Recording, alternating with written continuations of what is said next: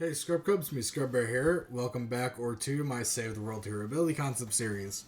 So if you're new here, you came back and you forget what the whole thing is. Basically, I take a Battle Royale skin and give them ability they might have in Save the World. I don't have any gameplay of this really because it's not in the game and I'm not well versed enough in coding to actually give the idea a big visual.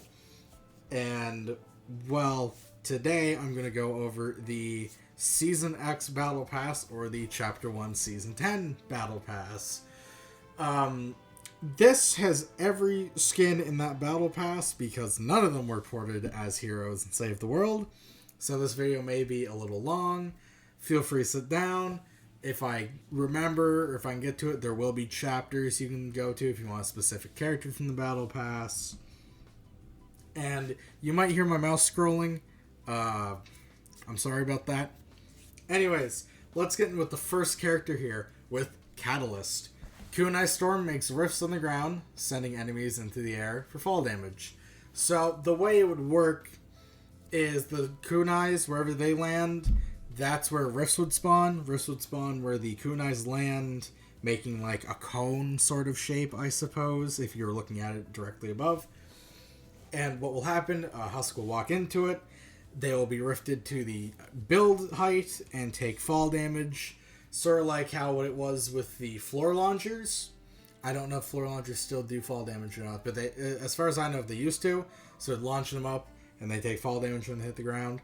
Basically, it's like that, except its ability can go anywhere. And that's really all I got for Catalyst. I'm trying to keep the Rift theme with all of these skins, like Drift, Catalyst, that sort of thing.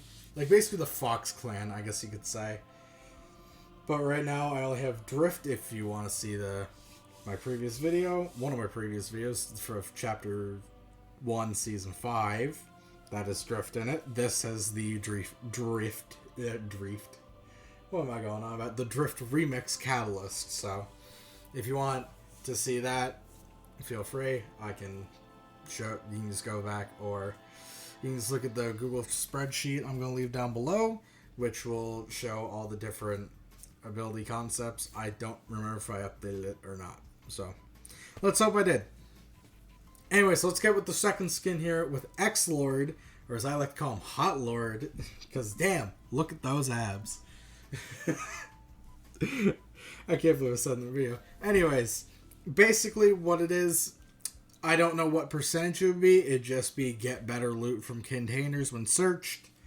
So that could be whatever the percentage is to find a weapon. It'll just be the next rarity. It'll have a higher power level, whatever.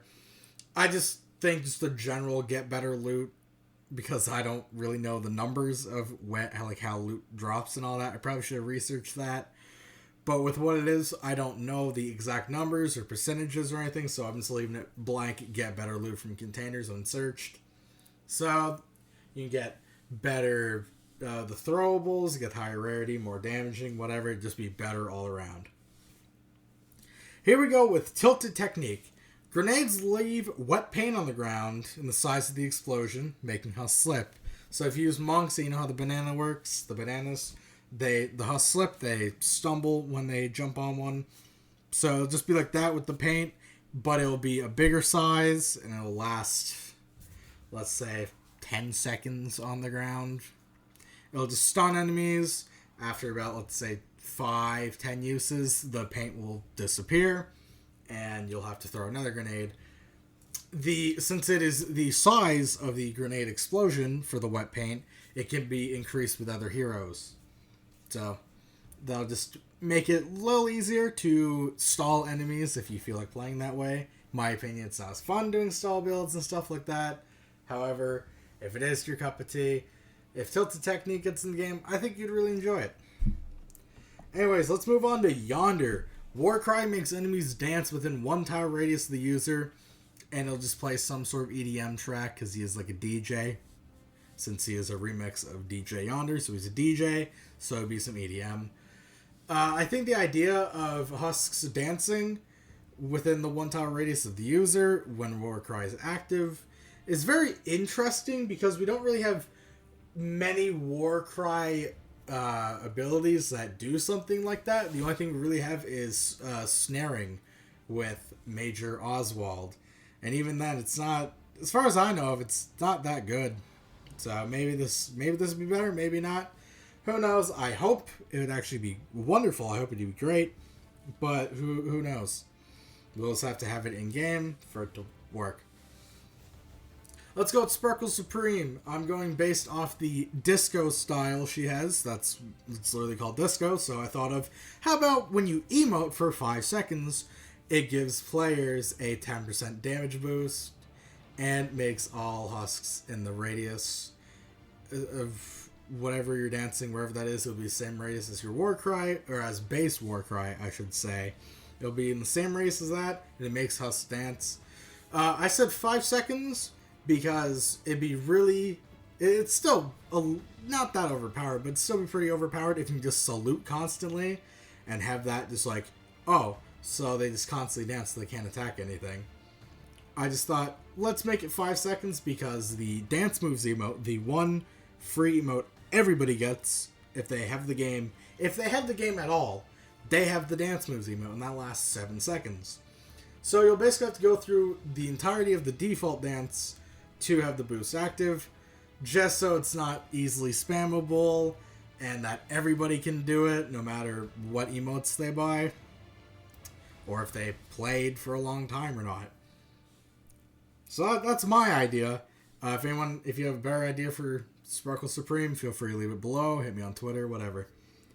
Let's go with Eternal Voyager here. Smoke up bombs give players a jump boost for 5 seconds, increasing knockback husks take by 50%.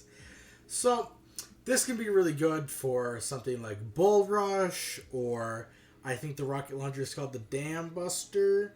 A lot of people use it just to knock back mist monsters. Having Eternal Voyager make husks take knockback would be really good. And having the jump boost for 5 seconds, so increasing jump height for the players, will make it a lot easier to knock husks around while not taking damage. So, I mean, it can work with a certain kind of playstyle, or if you just want to mess around, it'll work with that, but I wouldn't really recommend using it as like a normal high-level build. Who knows if it gets in game and that's how it works. Maybe it'd be really good. I don't know. I don't have any way to playtest this. Also, for cosmetic change, the smoke turns the lime green pixelated kind of look that pretty much everything in the set has with Eternal Voyager. Like the glider, the back bling, which is like a Game Boy. So it'd have that look to it, just for, a little change so somebody's using that hero. Sort of like with Jilly Teacup and Metal Team Leader, it changes how Teddy looks. So if you're using Metal Team Leader, Teddy will look like the Color Team Leader because it was taken from Battle Breakers. I don't know why it wasn't a thing in Save the World already. And with Jilly Teacup, it's Cuddly Bear. So it's just an easier way to tell who is using what hero. Anyways, let's get on to Ultima Knight, the tier 100 skin of that season. I love Ultima Knight, by the way. I'm a little disappointed that the helmet the helmet cannot be selected independently from the armor. I love the tiny helmet, and I love the bulky armor. I wish I could have a combination of that. When I used Ultima Knight in Gmod, that was actually, I used that combination. I had the tiny helmet with the giant armor.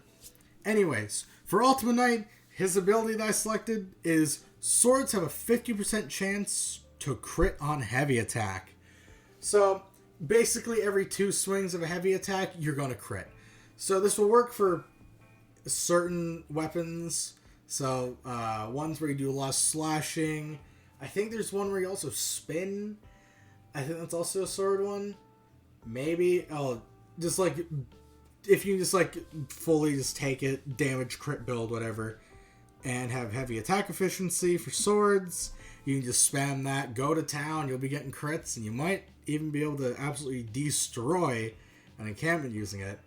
And plus, with heavy attack efficiency, it also work with the Storm King, Storm King, it's not the Ravager, it's the Storm King sword. So it'd work for the beam, and it'll work for the dashing. So either way, you'll do a lot more damage a lot quicker because of the increased chance of crit. It seems a little overpowered. It really does. But if you're just heavy attacking all the time, you'll not have enough energy, and then you'll eventually be very vulnerable if you just build off of the heavy attack. I just thought, let's get that in there. He's a knight. If you want to check my Season 2 Battle Pass, a lot of the abilities and all that and everything related to the knights of that season were sword related. So I thought I'd also cap it off here with Ultimate Knight to have another sword rating I never got to. Anyways, let's get into the secret skin of the season. The secret skin of the season is the Scientist. And with the Scientist, I have base has a 15% chance of a rocket crashing on a tile affected by base every 30 seconds. So it'd just be like a meteor strike like what you have in the Twine Storm Shield. It would just be one of those, and it would happen every 30 seconds. You had a 15% chance of it even happening, and also even a lower percent chance of it hitting where you want it to, unless you specifically make the build so it's like, oh, it can only land in this direction and nowhere behind. So you just gotta hope that you get a good RNG for it to land, and it'll just do a crazy ton of damage because of how low of a chance and how kind of not often it happens. So, with that being said, that is it for this video. I don't know how long this recording is going on for. I will just check my Audacity now. It's pretty long, actually. This is pretty much my normal length content now because I've been rambling a fair bit. I've been trying to make it longer content, at least 10 minutes. I don't know why. I mean, I like doing the short form content. I mean, I upload every day on YouTube Shorts, and when I upload normal videos, I try to have them really short, but I just like to ramble now. Anyways, with all that being said, thank you for watching. I appreciate you for staying all the way. If you skipped through, that's okay. I'm still happy you decided to click on this video, and I will say, I'll see you, Scrub Cubs, in another video. Hopefully it'll be a normal upload. If not, well, you'll see me again. Alright, take care now. Bye.